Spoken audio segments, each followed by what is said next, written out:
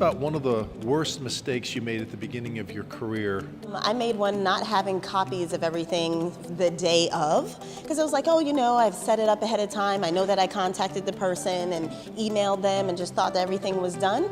That's not necessarily true. I was in Chicago. I was not only new to the position, I was new to the city. And I didn't understand my audience.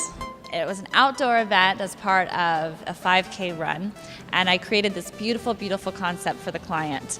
And I had assumed that the PMS matched blue carpet for them would be put on concrete. Well, I show up to the event and it's all grass.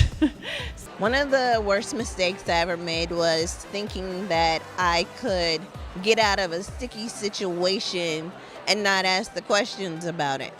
So I was a little bit short in budget, and I planned this educational event to promote the Dominican Republic, and I thought that I could get away with just heavy odors. I ran out of food. Assuming people read everything.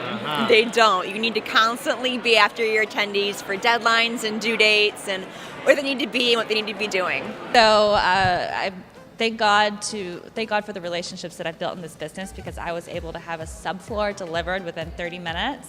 And I actually was down putting together this subfloor in 100-degree heat in Fort Lauderdale in May.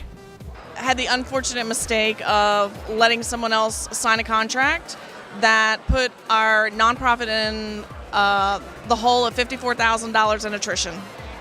So that's not something you recover from very easily. So you need to have copies, you need to make sure that you can turn it into someone and say, hey, no, this is what we talked about. That's one of the things I didn't do at one of my first ones, and I'll never make that mistake again. Sometimes we think that we can solve all the problems of the world, but guess what? You learn in this life that teaming together and working with others is the way to go, always.